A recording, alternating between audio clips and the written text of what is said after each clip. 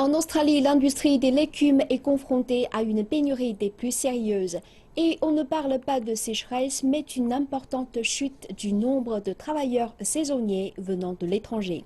Il est dit que de nombreux agriculteurs luttent pour cueillir leurs récoltes et que l'impact peut être ressenti au-delà des rivages australiens. Tout de suite, plus de détails dans ce reportage.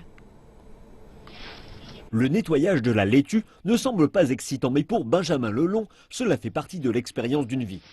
Le jeune Français de 21 ans passe quelques mois à travailler dans une ferme organique des Nouvelles-Galles du Sud avant de prendre la direction d'autres parties de l'Australie.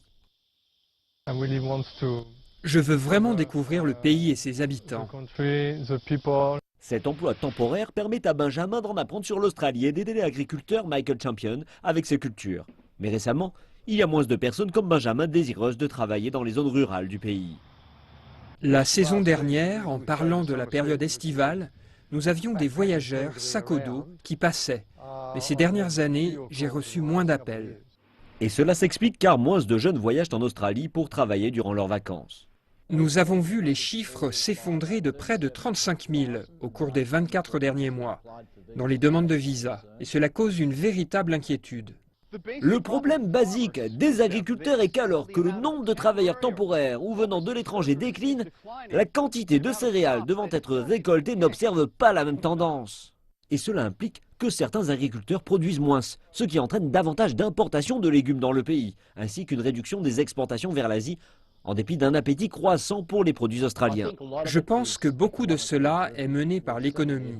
Nous avons vu en Italie, par exemple, le chômage des jeunes est passé de 40% à 12% depuis le changement de gouvernement.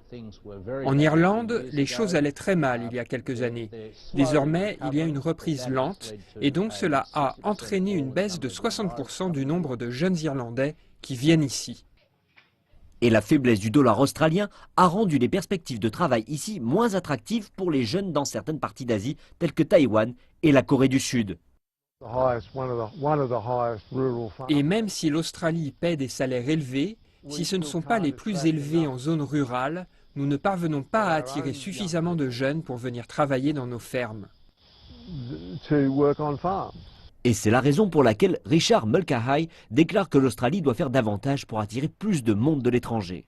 Nous aimerions certainement voir des programmes de travailleurs saisonniers être lancés à destination d'autres pays d'Asie, comme le Vietnam, l'Indonésie et le Cambodge. Autrement, précise-t-il, l'Australie continuera de voir de moins en moins de gens comme Benjamin Lelong venir travailler sur les champs du pays, plaçant une pression encore plus forte sur ceux qui en dépendent.